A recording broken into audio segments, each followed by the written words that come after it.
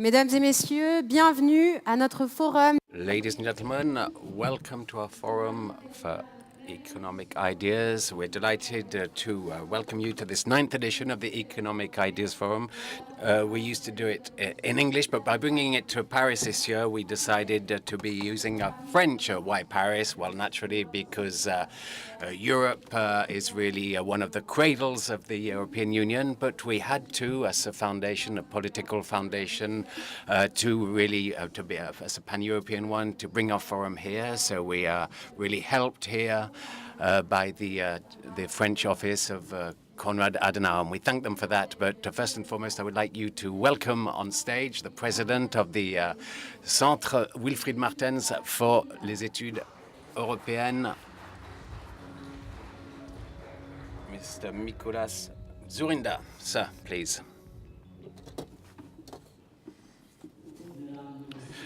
Ladies and gentlemen, good morning. Welcome you all to the 9th edition of the Economic Ideas Forum. I am very pleased that after 3 years of organizing this conference in Brussels, we are back at the European national level. I am really pleased that after Dublin, Helsinki, London, Madrid, and Bratislava, we are today, this morning, here in Paris, in this beautiful city. The ambition of our conference is to discuss the biggest challenges we face in the economic and social arenas. Reforms, reconstructions. We will discuss how to confront these challenges in order to contribute to a more productive, more competitive and resilient EU in an increasingly fractured global environment. Despite some positive economic trends, falling unemployment and public debt, there remain challenges that can have a negative impact on Europe's economic development. Among them are the uncertain outcome of the Brexit talks, political developments in Italy after the last elections, the high unemployment rate in some countries, especially unemployment of young generation, especially in southern countries, but also a fragile European unity and the ongoing trade dispute with the United States. All these factors have a common denominator: populism. Populism as a global phenomenon, as the consequence of inability or unwillingness of political leaders to respond to current challenges appropriately and courageously. We also cannot overlook the main worries of European citizens about what they perceive to be rising prices, struggling towns and villages, the increasingly visible impact of the climate change, and rapid technological developments in the labor market. The only proper response to all those fears is to develop real politics, real policies for real people. We must bridge the gap between our political rhetoric and the day-to-day concerns of millions of hard-working European families. EU citizens will only value a European project that can provide them with a more secure and prosperous future. We must build strong societies to match our growing economies. Therefore, I am very glad that today's conference is attended by business people, business experts, economists, but also politicians from national, but also from the European level. Our focus will include 3 main areas. The first, hard-working middle-class families, a very vulnerable part of our societies.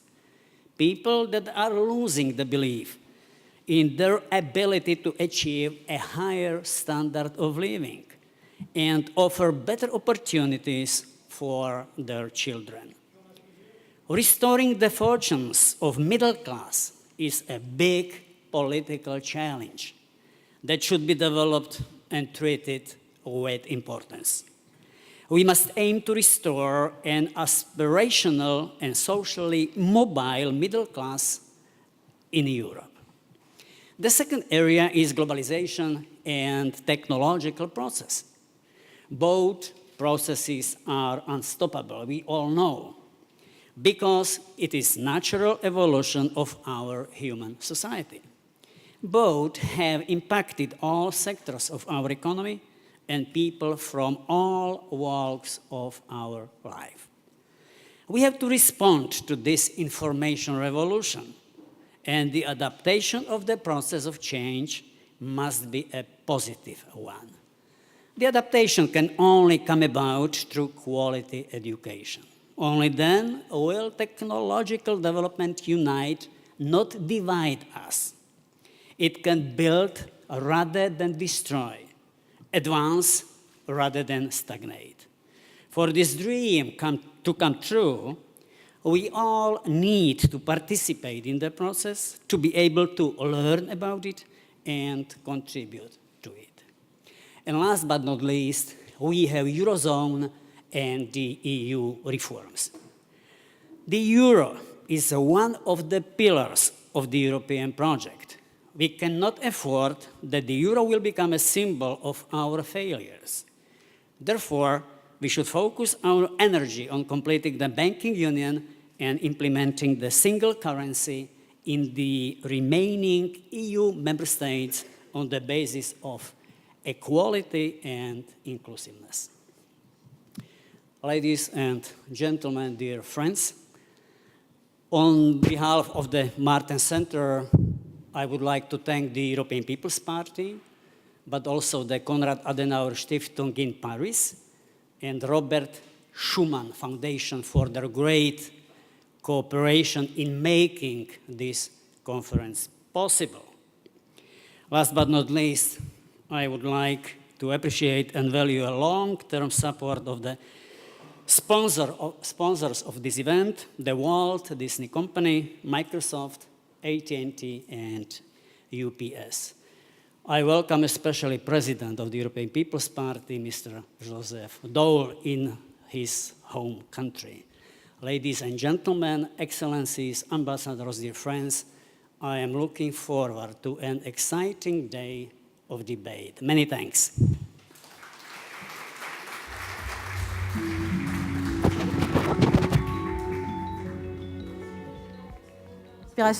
J'aimerais à présent vous demander à tous d'accueillir Monsieur Nino Galletti. Mr. Nino Galletti now, who is a director of the foundation of Konrad Adenauer in France. Thank you, ladies and gentlemen, dear President, dear members of Parliament, dear colleagues. Pleasure to extend you all a warm welcome to the Economic Ideas Forum on behalf of the Konrad Adenauer Stiftung Paris. The Konrad Adenauer Stiftung is deeply honored to co-host this conference, known for its excellent speakers, discussions, and beautiful venues. We feel very lucky that the Martin Center chose the beautiful capital of France as venue for the Economic Ideas Forum. And just before we get started, I would like to thank the Martin Center for the excellent organization of the forum. The time is crucial to speak about the economic future of Europe. In times of globalization and economic threats from inside and outside the European Union, it is more urgent than ever to deepen the economic and monetary union and to strengthen the Eurozone. Just yesterday, after intensive discussions, German Chancellor Angela Merkel and French President Emmanuel Macron have agreed in the Castle of Meseberg on important reform steps of the Eurozone. It was a milestone, I think, in the German-French relationship, which will hopefully lead to a stronger European Union. Globalization, austerity, climate change, digitalization, and artificial intelligence in our economy are some of most challenging developments in modern times. I'm therefore happy to see that those topics will dominate the debate of the forum today. Mesdames et Messieurs, thank you and enjoy your participation. We are looking forward to an interesting debate and fruitful discussion. Thank you.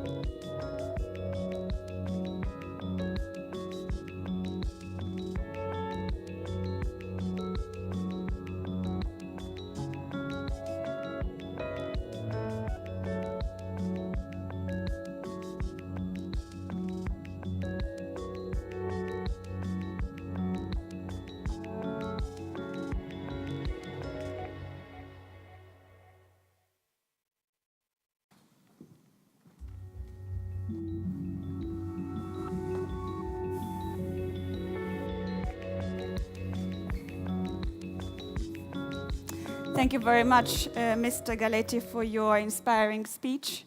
And dear ladies and gentlemen, we are ready to start with panel number 1. Panel number 1 is entitled Globalization and the Middle Classes, from Backlash to Boost. As you know, after Britain has decided to leave the European Union, and also after the United States has elected Donald Trump as their leader, we have seen a shift in the debate in Europe on the political impact of globalization. Of course, a lot of the actors on the political scene, they have come out and then they have presented their vision on how to deal with globalization. For instance, the European Commission has said that it wants Europe to be more active in dealing with and shaping globalization. The EPP, the centerright, has said and has always said that we need to increase competitiveness and we also need to do the necessary reforms. But you know that time changes and we live in a new political environment. And because of this, we need to go back and look whether we still have the right vision or if we need to adapt. So this is what we're going to discuss in today's panel debate and with our dear speakers. But before we do that, let me go through a number of practicalities with you. So first thing first, dear speakers, you do have a limited speaking time. We have installed, so to orient yourself, we have installed across the room 4 totems. You will see when there is a flashing light, like that, or when you will hear this annoying noise, like that, then you know that you have to wrap up your speech. Second, this also, by the way, applies to the audience when you ask your question or you make an intervention. Second, we are using the hashtag EIF18. We will be tweeting throughout the day, so if you have a question or a favorite quote, do use the hashtag. We will also be using slido.com, so if you go to slido.com, log in with EIF18, and you can answer one of our questions related to this panel debate. We will also be live streaming this debate throughout the day on politico.eu and also on the Wilfred Martin Center. And finally, we have a familiar face with us, Rafa Sanudo. He's our political cartoonist. He will be entertaining us with his cartoons throughout the day, so do look at the screens and enjoy what you will be seeing. Now it's time that we introduce the speakers for panel number 1. And I would like to start with Jyrki Katainen, European Commission Vice President for Jobs, Growth, Investment and Competitiveness. I'll go next with Esther De Lange, our new EPP Vice President, MEP Vice Chair of the EPP Group and member of the Committee on Economic and Monetary Affairs. Thank you. Next, we have Matthias Schäfer, Head of Financial and Labor Market Policy from Konrad Adenauer Foundation, and Thomas Spieler, Vice President, Global Public Policy from the Walt Disney Company. Of course, we have a lovely moderator with us today, Ryan Heath. He's the political editor of Politico Europe. For this panel debate, we have a slightly different format. So we will start with a kickoff speech with Vice President Katainen. So Vice President, you have the floor. Thank you.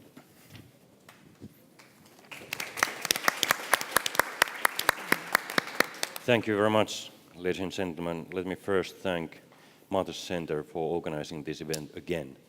Last year and year before that, it was very good, and that's the good encouragement to keep going in this path. And so thank you very much for bringing us all together and exchange views.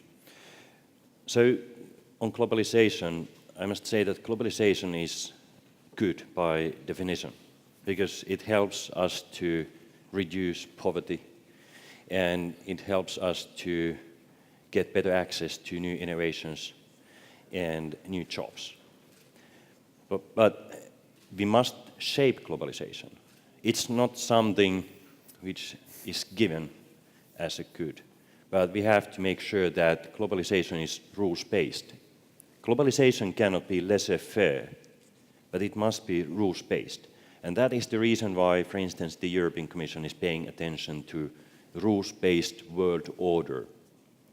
In other terms, opening up markets, increasing multilateral cooperation, and making sure that our cooperation globally is based on fair set of rules. We all know that this way of thinking has been challenged now, not the least by the President of the United States, but also some others. But it means that we have to defend fair rules-based trade and globalization even harder, because it's the fundament for our well-being. One way to shape globalization is to have balanced, modern trade agreements between the EU and third countries. We have already concluded negotiations with Mexico, Japan, Singapore, Vietnam. We are very close to conclude negotiation with Mercosur. And this is the way we want to bring values and rules to global trade. If you look at, for instance, Canada trade agreement, somebody called it as a free trade agreement, but I call it as a rules-based trade agreement because it's 1,000 pages full of rules, full of values. This is the way we can shape globalization and make it fairer. Some people say that globalization is bad because, and international trade is bad because the fruits of it are not shared evenly. There are people who are getting richer and people who are getting poorer only because of the trade. This is not true. Don't kill the cow which you can milk. Meaning, don't kill international trade which you can benefit of. If the fruits of the globalization are not shared evenly and fairly, then you have to look at your national policies. One of the ways to provide or share the fruits of the globalization and trade more evenly is to invest more in education. And this is also necessary.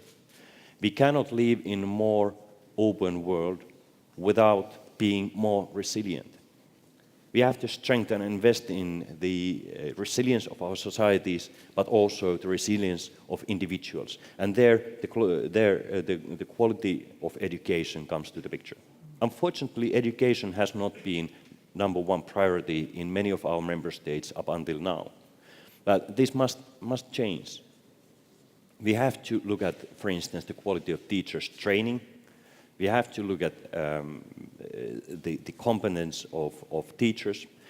One concrete idea what member states could do is to set a target how many students who are studying to become a teacher should participate every year to Erasmus Plus program.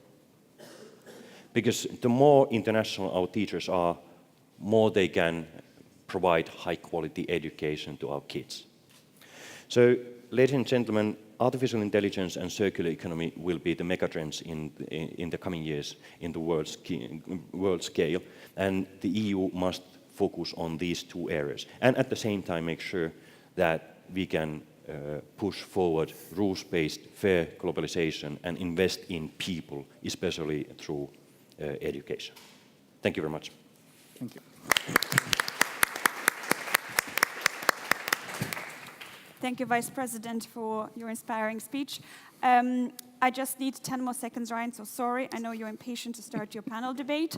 I would like to ask the audience if you could take your mobile phones and go to slido.com and log in with hashtag EIF18. So during every panel debate, we will ask you a question, the same question at the beginning and at the end to see whether maybe one of our speakers changed their mind or he or she didn't. So you see the question on the screen and also on your mobile screens, and I will read it for you.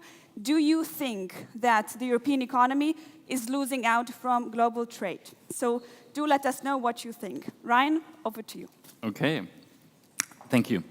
Esther, I might turn to you first. We heard the Vice President argue for rules-based globalization, that it was good by definition, and in rational terms, clearly that's true.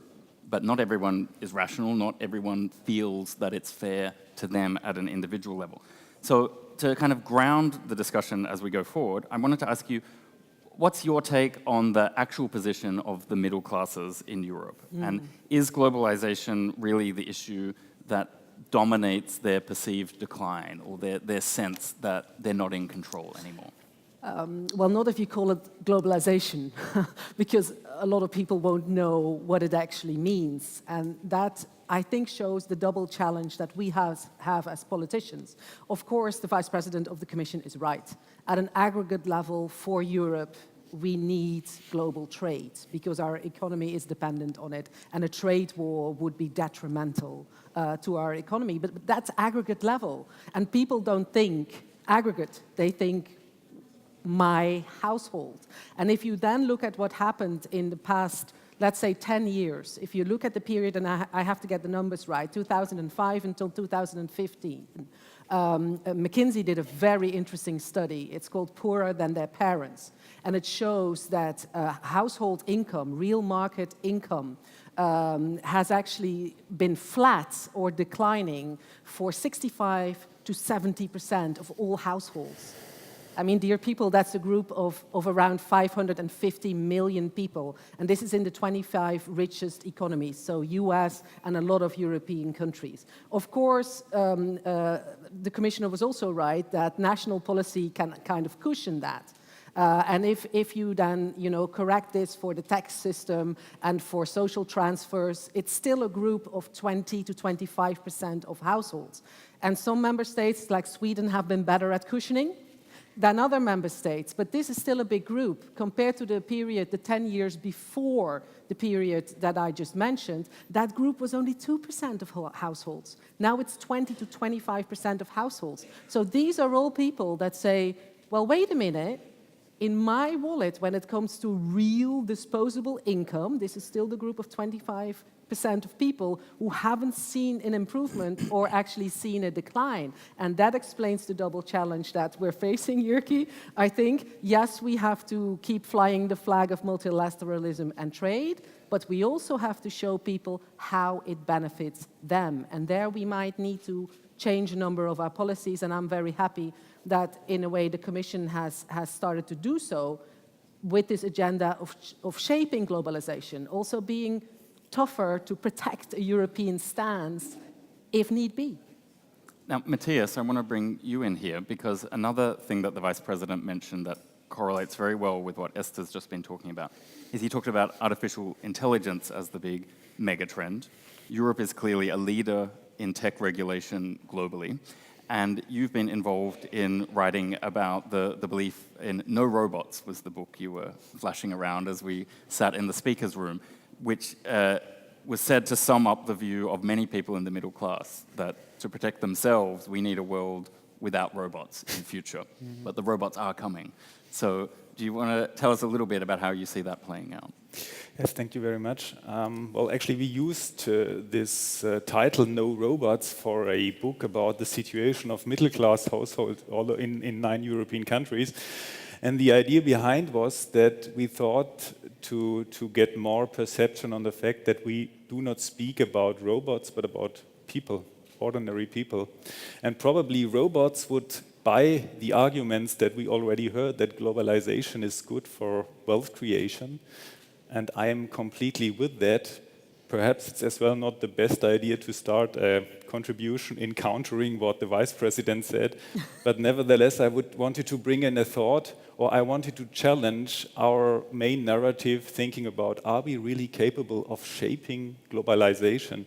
Is this the real narrative that we sell our people during elections, that we are as politicians, as political networks, are capable to do so? Or wouldn't it be better to speak about that we are in a trend of globalization, that we are in a trend of technological change, artificial intelligence? I would even like to combine globalization and technology, because technology is, from my point of view, even a stronger accelerator for globalization, that we should speak more about shaping our systems, our public insurance systems, our public services, to cope with the consequences, either positive or negative, from globalization.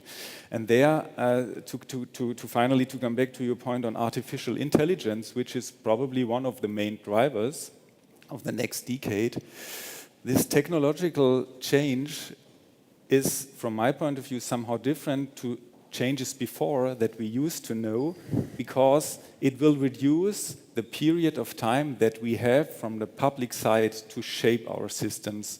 And actually that we see that wealth that is still created in Europe and the European Union could shift away quite strong and fast from our region to other regions in the world, which brings in new players. And it's not only China or the US, it could be tomorrow a completely new region which would be able to compete at the level that we compete in the European Union. So this is what, from my point of view, should be the guidelining idea, that we have systems that stabilize, that framework, that give a rule to our economy, and that these systems are adjustable, and that we tell our people that requires something from them, but that they are not laid off or left alone, actually. Mm-hmm. Now, Thomas, I wanted to bring you in as the representative of the private sector on the panel. And while you work for Disney, a global company, they're definitely global, you're European, they're also American. So I was wondering, is there some optimism that can come from the American and private sector side of this debate? You know, America was the engine of that huge middle class in the post-war period that then spread to other parts of the world. Is there hope there that we can move beyond a fragile middle class? Well, thanks. Thanks, Ryan. And it's good to be back in Paris, and merci au Martin Center d'avoir organisé ce débat dans la ville où je suis né. Thank you for the Martin Center to have organized these conference. When you look at globalization, we see on a daily basis the rise of middle classes all around the world. Everybody talks about China, but if you look at Nigeria, at Ghana, of course, in the Gulf countries, Brazil, India, this is it. This is happening. This is for real. So when we look at middle class, and we are typically a company that talks to middle class, we need that economic strata to deliver our services and our good. This is happening. So you can't roll back, first of all. Second of all, and I joined the Vice President here, what we're looking for, and it's difficult now, it is, so I'm not sure I can give you a lot of hope there, but we see a lot of instability, economic instability. Of course, Europe is one, but there is still a very strong rules-based system, and that, for us, business is the number one thing. It's rule of law. That's what we're looking at when we invest. And by the way, just a little side note here, one of my jobs is to keep convincing my company that Europe remains a fantastic place to invest. And it's not that easy when you look at news around the world and people say, what's going on in Europe, in Italy, and Germany. And so it's our job to keep pushing that message that rule-based system, rule of law is key, remains in Europe, so it's a great place to invest, one. Two, hope. Yes, we have hope. We have hope because this rise of middle classes around the world is unstoppable. So we believe.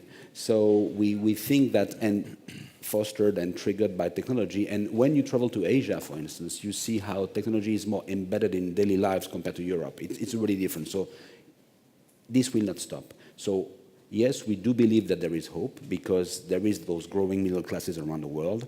We do believe there is appetite for tech, for new things to happen. And we do believe that because of globalization, this rule of law-based system will keep propagating to other jurisdictions. We deal with parents and kids every day around the world, and the aspirations of people are the same wherever they are. They want, just a better life for their kids. They want to have a good time with their family. Well, on that point, actually, and we'll get to the Vice President again in a second, Disney, you're the kings and queens of emotion, and that's what the EU is often criticized for, that it knows how to do things at a technical level, that it knows how to appeal with statistics and numbers, but it doesn't know how to connect into the hearts of at least some people in Europe. Are there any tips for everyone in the room and watching about how to use emotion to tell this story of globalization in Europe? Well, actually, it's interesting because we use that storytelling, that narrative power, to actually accompany changes in society. Look at the LGBT debate, for instance. This is something we are very involved in because we believe that's how society is evolving. So we are part of it. And so, to answer your question, be true to your narrative, be true to yourself, and make people dream. I know it's not easy, but there is, even in you, Ryan, there is a little child there somewhere. And then that's the point that you need to be acting on. And I think it's a good lesson for the EU. You can make people dream. It's still possible today. People are aspiring to different things. It's a question of how you frame it. And don't be shy at expressing emotions. That's what we do. That's our business. But I think that for politicians, it's also, don't be robots. As a citizen, that's what I'm telling you as well. Just be yourself. And when something is wrong, say it. And when you fail, and then you will succeed the next time. That's what also the kind of values we try to put in our movies and creations. It's be true to your narrative, really. Mm-hmm. Now, Mr. Vice President, I'll bring you back in, but it's a question for everyone, so everyone will get a chance to answer this question. And it's about the role of the centre-right in this debate. So I guess the question is, what political narrative should parties like the EPP adopt in this discussion? Should they insist on sticking to the core arguments of competitiveness and reform? Or is there a role to embrace, be it the Nordic model where you're from, or other forms of managed globalization, where it's about telling people that you, as the political party leaders, are there to protect the citizens? Well, these are not probably strongly shared by everybody, but I think the Nordic narrative is quite sustainable. If looking at, for instance, Sweden, or why not the Netherlands, so the countries which are the most generous in terms of welfare society, the wealth redistribution is the most even in the world. In high quality education, healthcare, social security system keeps everybody on board in the society. But in order to make this happen, you have to keep your borders open. You have to trade, because the trade is a cow which the governments are milking. So there are two sources of revenues for the government. The first one is to tax their own citizens and then redistribute the tax income. Or the second is to gain money from abroad. And trade is the way to gain money from abroad. So in order to keep the taxation in reasonable level, you have to increase incomes from elsewhere. And it's not only taxing the other countries' citizens, but also creating added value, because trade keeps tires rolling. So what is the EPP's role? I think we should be bold enough to explain the logics. They explain that we can guarantee, or we want to guarantee, that if we want to increase, for instance, global trade, it cannot mean that poor people becomes poorer. It means that it's the way to finance welfare and equality within societies. And trade and globalization cannot be different from our fundamental values. And that's why we have to bring our values to globalization and strengthen the multilateral system, even though sometimes it's quite slow and currently being challenged. But nevertheless, all the politicians are at the moment mostly reacting when the middle class is feeling uncomfortable in front of globalization. We should be more proactive, defending our values and telling that globalization will not, it's not kind of flow which comes over us, but we have to concentrate on shaping it in national level, but also in the international level. Mm-hmm. Esther, is that strategy going to work with your constituents in the Netherlands? Is that the... Well, this is definitely what we have to do, but I think we need an additional discourse on top of that, because explaining that globalization is good for us, already the verb explaining is something different than dreaming. And my constituents and everybody's constituents are just worried about, you know, providing for their own family and hopefully bringing up their children in a good way and giving them a better chance in life than they've had themselves. This is pretty fundamental to every parent. So what Europe needs to do on top of defending fair globalization is to also show to these families, what do we do to give your kids the right tools to actually survive in this difficult world? And if parents feel confident that their kids are being provided with the right tools, they dare to dream. So it's a bit like, and we have a double challenge here, because I agree with the representative of Disney that, yes, the middle classes are on the rise everywhere. But if you look at this, you know, this is the elephant in the room within the EU. If you look at the famous elephant graph of Branko Milanovic, it shows you that, yes, they are on the rise everywhere, but there's a little dip. You know, this graph has the shape of an elephant, and the dip between the head of the elephant and his what's the thing called in English? The trunk. The trunk going up, that's where Europe is. The already relatively rich middle class is not getting richer. And this was my point about the McKinsey study. So do you dare to dream if you're insecure about the future of your children? No. So the answer should also lie, and it's difficult because you mentioned education. It's not a European competence, but this is part of the solutions and the reply that we need to provide. It's like the little girl Vaiana, you know, in the Disney film, that is on this island and everybody is afraid of the sea around the island. But they're an island nation and they need to go out onto the sea. So we need to, you know, be able to give these little boys and girls the tools that they dare to go out, even if this globalized world is not easy. I have a 7-year-old, so I've seen them all, you know. Thank you. Maybe a bit too much. Never too much. Okay, so we heard the quality road from Jyrki, the family road from Esther. Tell us, is there a third way, dare I say it, to manage globalization? The third way is always a good idea.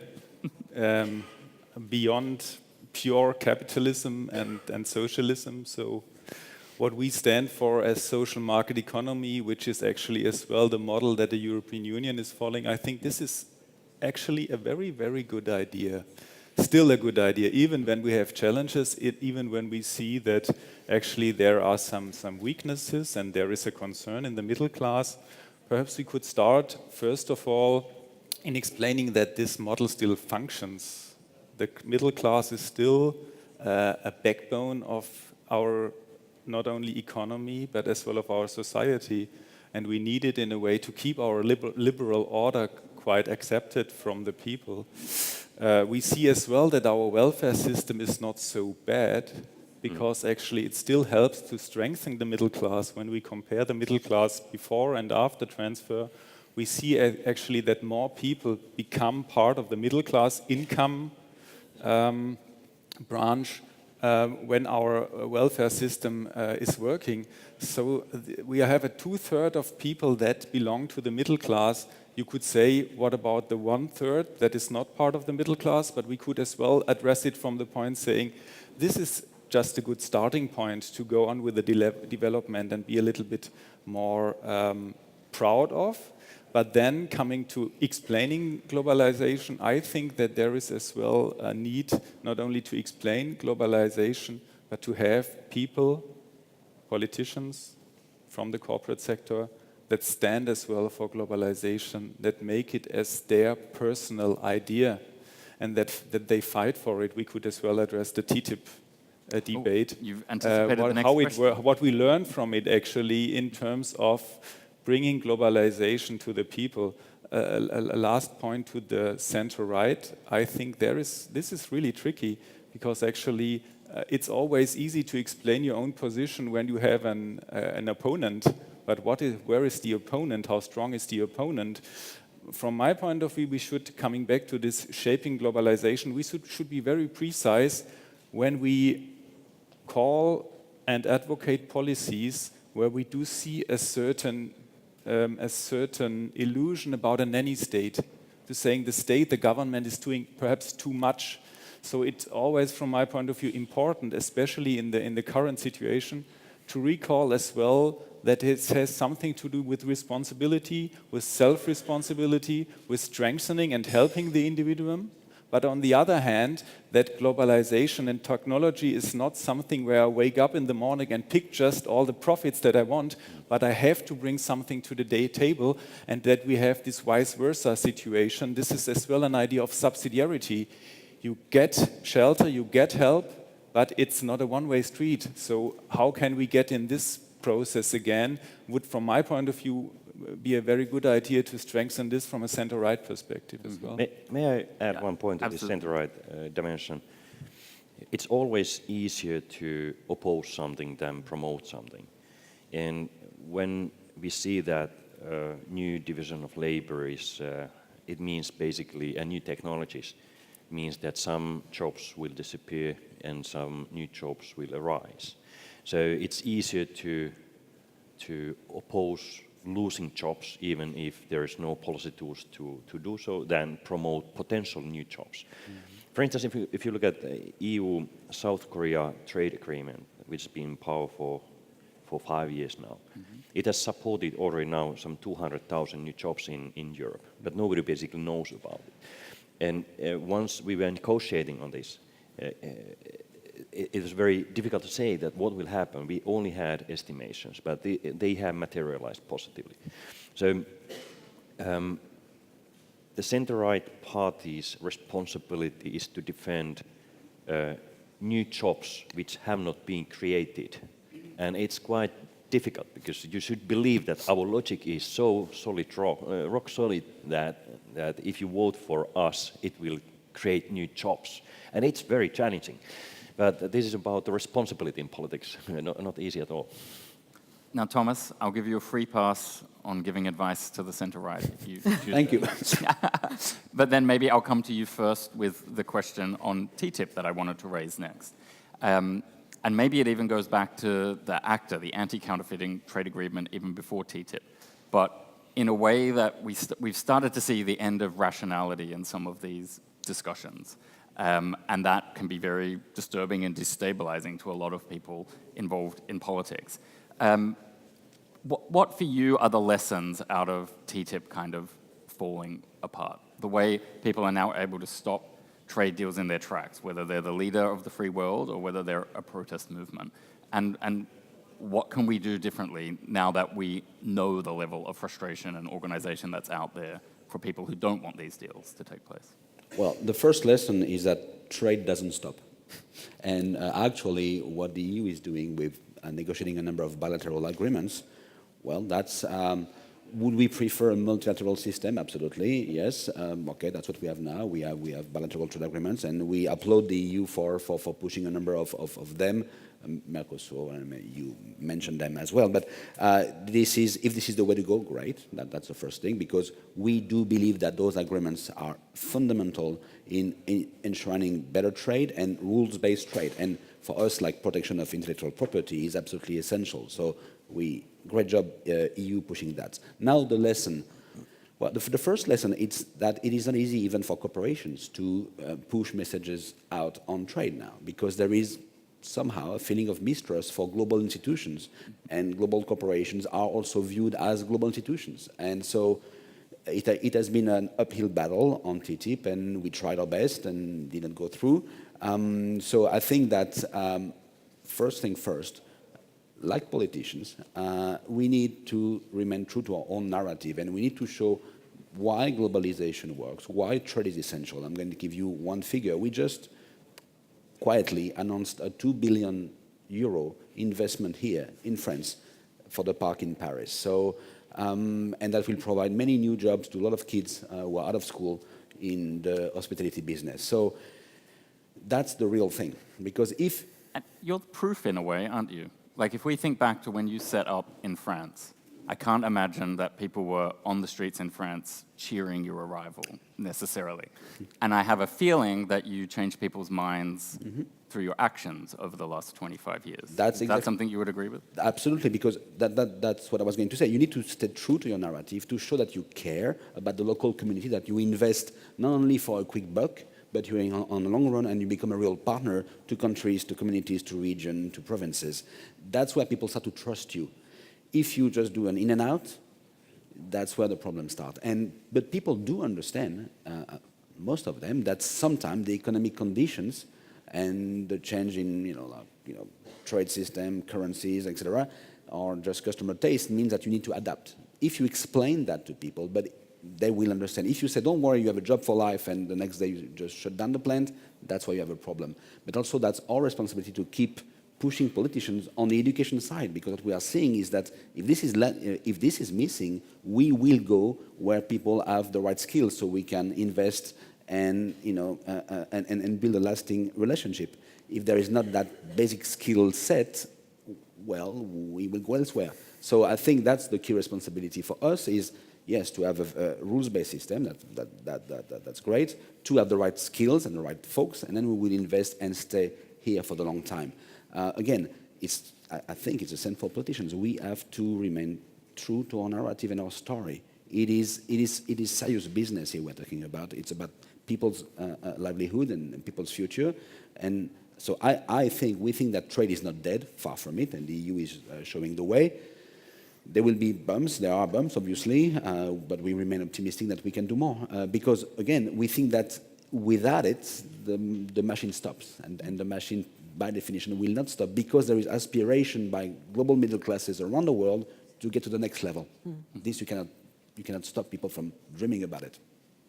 Sticking on TTIP, Mr. Vice President, you were, I think, actually in charge at the end of the day. Not necessarily in control of President Trump, I don't leave you with that responsibility. But is there anything you would do differently if you get the chance to restart those negotiations? Or is it simply a case that strategically the EU had to spread its bets more widely than going for one mega deal with the US? Well, the Trump administration decided to put TTIP negotiations to the freezer, and they are there.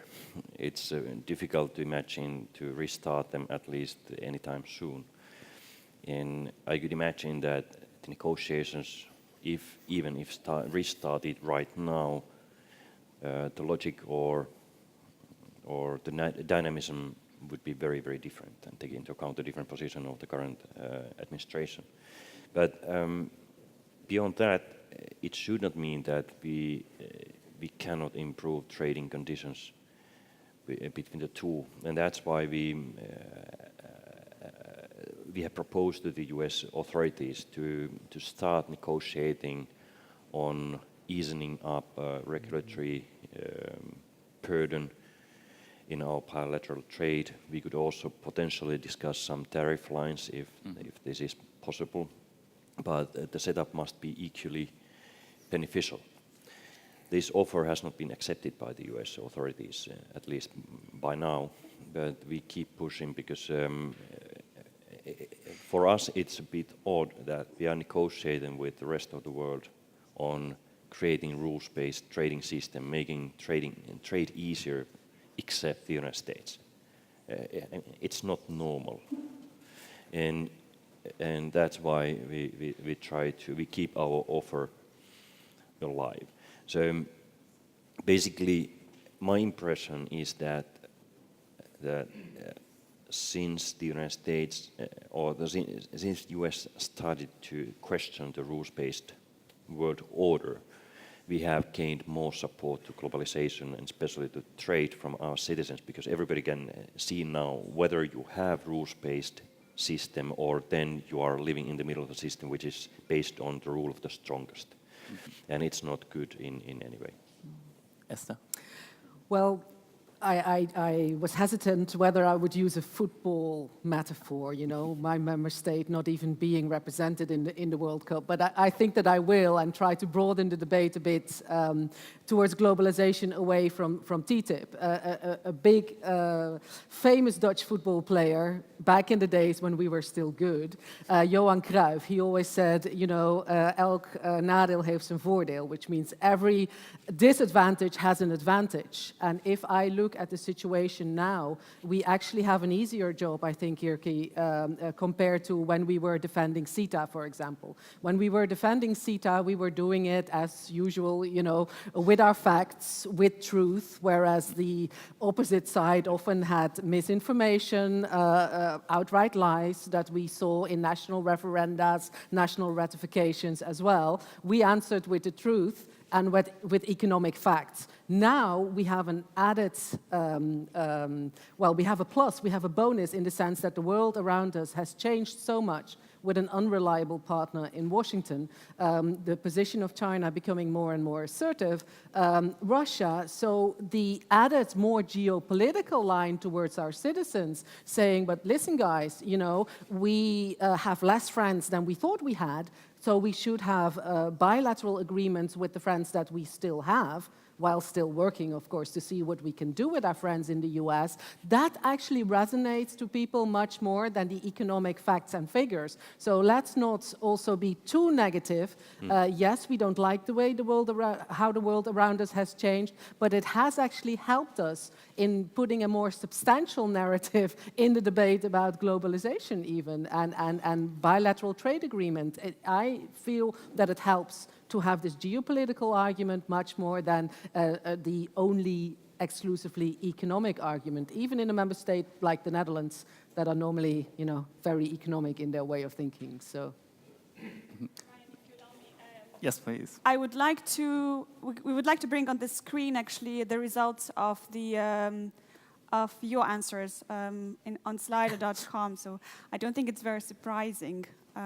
The result. I don't know if, and maybe we could also open the floor to the audience. So then, so we get questions for our speakers from outside. Absolutely. If you have a question, please raise your hand, and myself or my colleague will come to you with a microphone.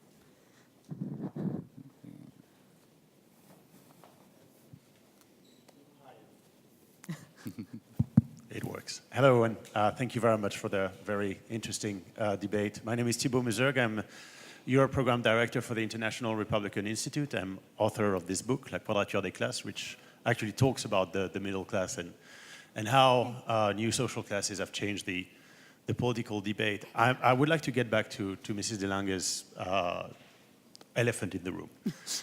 It seems to me that we've been working around this elephant for quite a while, but never naming it. And for me, it seems that the obvious thing is the middle class is not only, you know, staying the same, staying level, but it has actually shrunk economically and culturally. If you look at working class people that, and I think that was the great victory of the West in the 80s and the early 90s, a working class family was working on one salary with two kids, maybe sometimes more, and had a relatively decent life. Today, if I go to communities in the north of France or in the Midwest, in East London, this is no longer the case. That's the reality that we face today. The global numbers, yes, show a certain number of things, but this is the reality, and the people, when we tell them that actually globalization is good, for them, it has not been good. Maybe globally it has been good, but for them it has not been good. If I take the example of millennials, which is one of the the second of the 4 classes that I talk about in my book. This class of people, these young people, they came in on the job market in 2008, straight after the crisis. They thought they were going to go straight into the middle class. And the reality is that they don't. Today, young people have salaries all over the European Union, but also North America, that are actually less than what their parents had at the same age. That's all. I mean, this is a reality that is shown by numbers and by the actual experience of people. So my question is this: how, these, by the way, these 2 classes, we see them as the electoral heart of Marine Le Pen, of Cinque Stelle in Italy, of Syriza, and they're people that in many ways we have lost, because for me, the center-right is the party of the middle class. So my question is twofold. For the on a governance perspective, Mr. Commissioner, how do we bring these people that we've lost out? How do we bring them back in? And from a political party's perspective, how do we give them the hope that they can get back into the middle class? Because at the end of the day, my feeling is that what all these people want is to be back into this middle class. Thank you very much. Yeah. Thank you. I turn to the Vice President first, because he has to leave a little bit before the end of the panel. Thanks very much for a very topical and very, very, very good question. So you're right that the fruits of globalizations have not been evenly distributed. So I come back to the theme which I have repeated already a couple of times. Do we need to, in order to change this, should we stop globalization or try to stop it? In other terms, should we kill the cow? Or are all those negative consequences more related to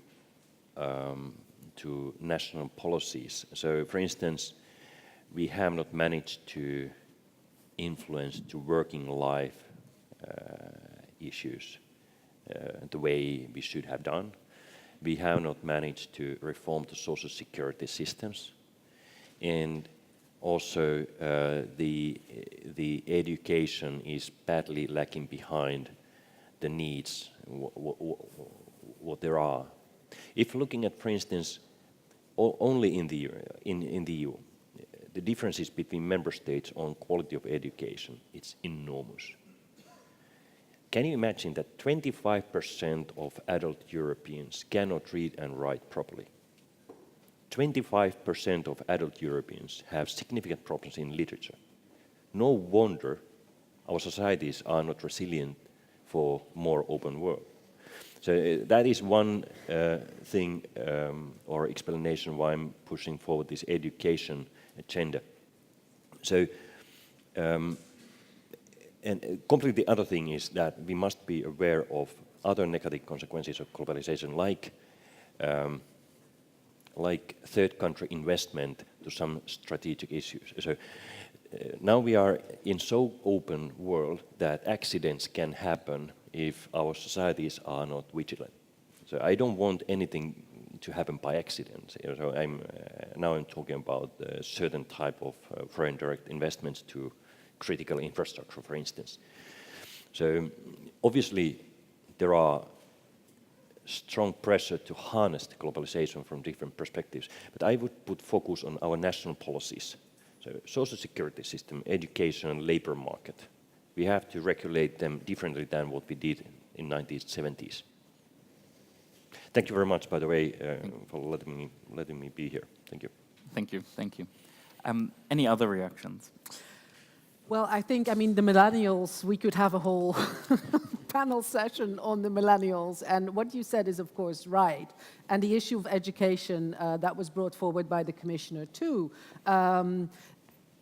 I'm not saying that this should be a national response only, even though education is a national competence. I think we should try to see what we can do at a European level as well. But the millennials, on the other hand, they don't want to copy-paste the life that their parents have had. So they have different demands also from the economy and from society. So this whole, I think part of the answer lies in protecting the European way of life, in being honest of the fact that, yes, we were 25% of global population in 1900. We are now between 7 and 10. We are going to be 5% soon. Our share in global economy in terms of GDP is going to go down. It has been going down and it will go down. But how do we, despite that, still protect a certain way of European way of life, which is not the dog-eat-dog competition that we've seen in North America? I think that's part of the answer, and I could go on and on, but keep it short and leave it at that. They don't want the economy that their parents have had either. So we can take a question with the gentleman in the first row.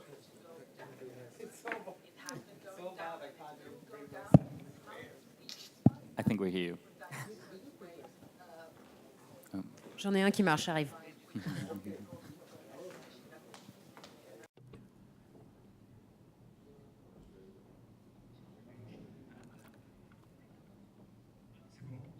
Okay, here we go. The microphone's functioning, so thank you.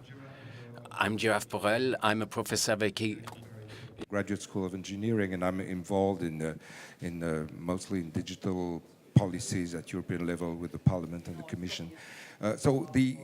You are right at the heart of when discussing the fate of the middle class, right at the heart of the major political concerns, of course, we have at this time.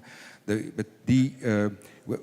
have talked a lot among the factors of hollowing out the middle class. We've talked a lot about the relative level of education, the relative level of salaries between Europe and particularly Asia. But there's one factor which is very important, and it's the market structures, because now most industry sectors in the world are organized as monopolies. You have 3-4 companies, and those 3 or 4 companies do not very much compete, when they to hire people and to hire talent. And there was a caricature a year or two ago, when companies in the Silicon Valley made an explicit no-compete agreement not to hire their respective engineers. But the same thing is happening everywhere.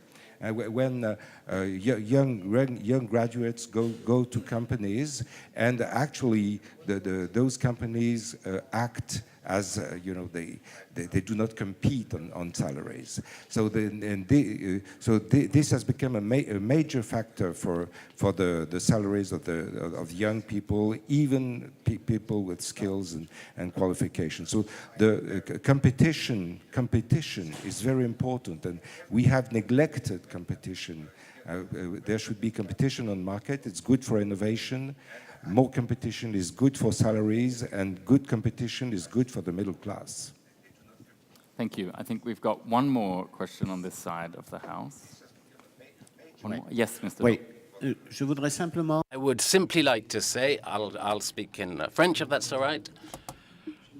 I would like, as Esther was saying, I think with regard to the explanation around globalization, which frightens people, which frightens our citizens. I'll take one example, and it's the right one right now with the World Cup, the Football World Cup. I said competition is open, but with rules and with referees. And as you said, so rightly so, in these big groups, in these big companies, there are no longer referees in place. So that is a problem. That's the issue that we need to look at, and I think that people are afraid. And if we explain that, and I always explain this in this way, through a football field, there are two teams facing each other. May the better team win in line with the rules. That is with regard, that's where the fears lie, and that explanation, I've been using it for years now, and where are the referees? That is the question. Yeah, I mean, I absolutely agree with those 2 points. I mean, and I think when I look at the work of policymakers around the world and in Europe, I think competition is, from a regulatory perspective, the fact that there are competition rules and competition authorities, it's clear this is coming. And when the companies that you mentioned, it's on the horizon, and I think that the next Commission will work, and the next Parliament will work very intensely on that. Yeah, we need rules. We need rules, and we need somebody at the end to say, well, you're right, and who's right, who's wrong. And for us, sometimes there is decisions on competition that we don't like, but that's it. That's life, and we abide, and we comply, and we keep moving because that's the life of business. But yes, we do believe that even in places like China, we see competition authorities playing an even bigger role every day. So if everybody starts to play along those lines, I think things will be better on the longer run, but it will take time. Matthias, is that a perfect argument for Europe? I mean, issues like competition, issues like migration, they're perfect cross-border issues, and so that really should be an open goal for the EU to continue the World Cup metaphor. Well, actually, as President Daul said, the core of social market economy is an idea that the role of the state is the referee that keeps the rules, that actually is accepted by the players, that the teams actually accept the rules that are set. So we have to think as well about that. You mentioned the Silicon Valley.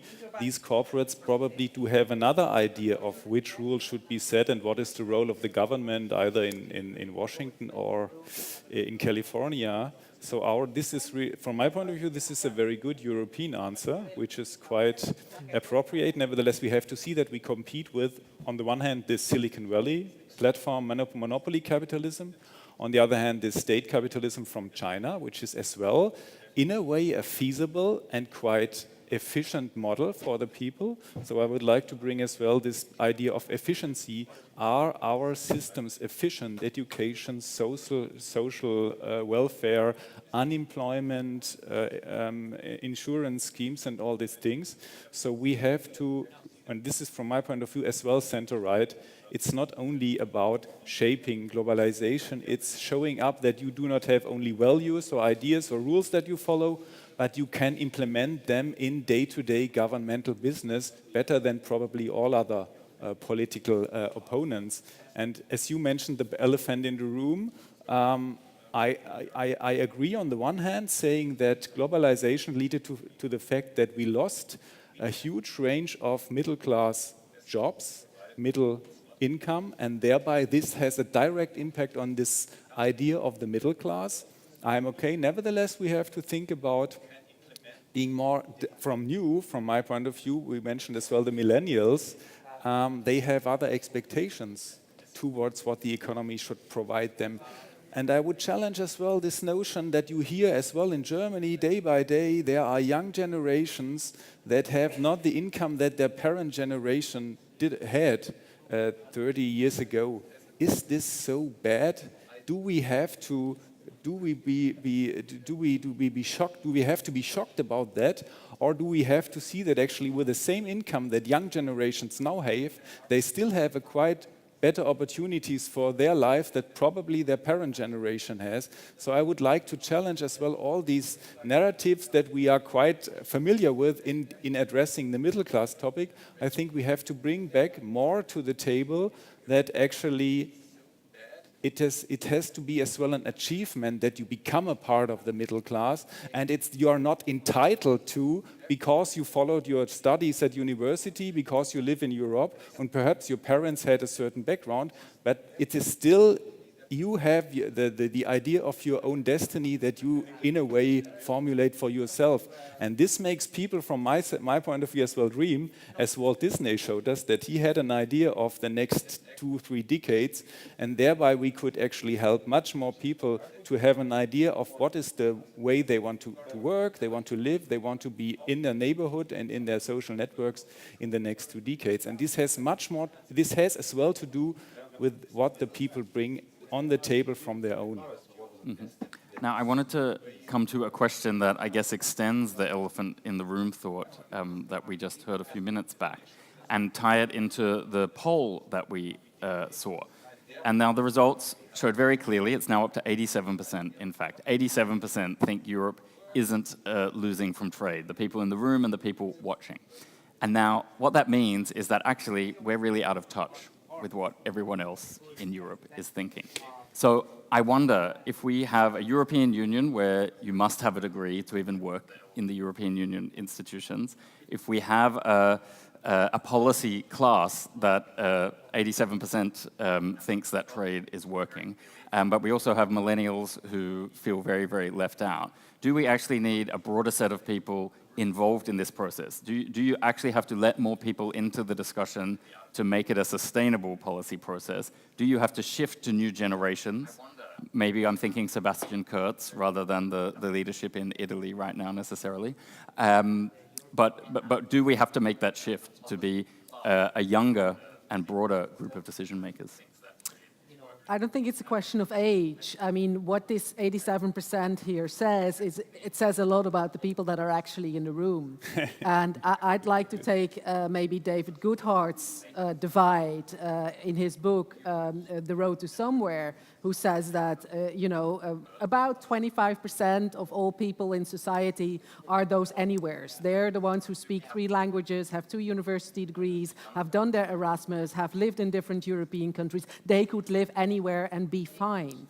But 70% of our society are somewheres. They want to belong somewhere and provide for their family. It's as simple as that. So it starts with politicians who actually understand. And, years ago there was talk about the MEP's dilemma. You have to be something else and do something else at home to be elected, compared to what you have to be able to do in Brussels. And I think this MEP's divide, that now applies to every politician in a way, because most politicians are anywheres. They're the guys and girls with degrees, whereas the people that they represent, especially in popular parties like the centre-right, are the people who belong to these 75%. So it all starts with us being aware of the fact that we're not representing the people in this room.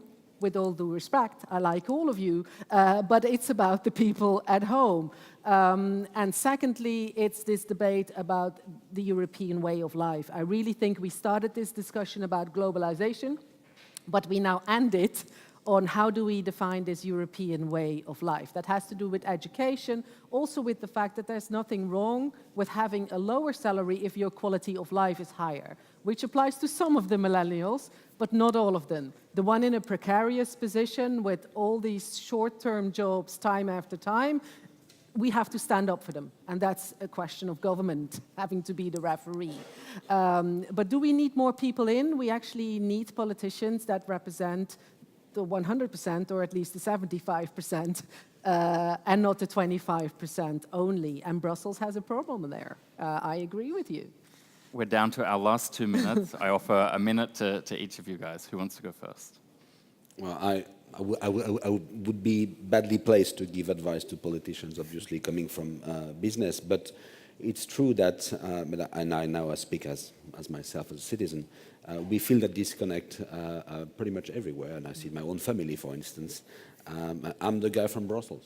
That's how they call me. I mean, nicely, but still. But it says a lot. It says a lot because they struggle in their life in a different way than we are used to here when we have, nice environment and, we have a comfortable life. So I think there is a disconnect.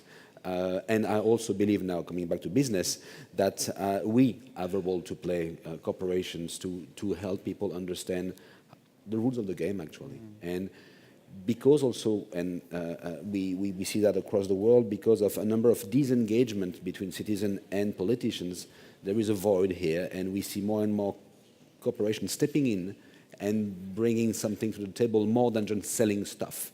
It's about, again, the values and what do we bring to the community. It's hard for corporations because that's not a natural way of doing things, but I think that we need also to step up to the plate and do what's right, or what we feel is right for larger communities, and that's we think, just the beginning of that trend. Thank you, Thomas. Matthias? Yeah, I think as well that our result has been biased. And I think that for a People's Party, let it be European or Austrian or German, the CDU, you have to have capacities to connect to people. without that, you get in a way smashed away. And I wonder, and I think this is as well a hard lesson to learn from a party side, that we have to find ways to re-establish links to ordinary people that we do not see here in the room, which is quite clear. But nevertheless, when these people, low-skilled jobs actually, the low-skilled workers, when they have the impression actually they have not anymore a representation in our political agenda like here and in our party programs and all these things, they will find their own connection. But this is quite different from what we used to know and what we think is stabilizing, not only in middle-class terms, but actually as well in political terms. And this is why it is from high concern that we have to find ways of rebuild these links to these people. And this should start from now. An absolutely vital challenge. I want to thank each of our panelists for the contributions you made for figuring out how do we give the middle class a boost, given the backlash that we've all been experiencing to this rules-based order, to the globalization that we're living with. So thank you very much. Thank you to everyone who was watching this session online. And now it's time to move to the next panel. Thank you.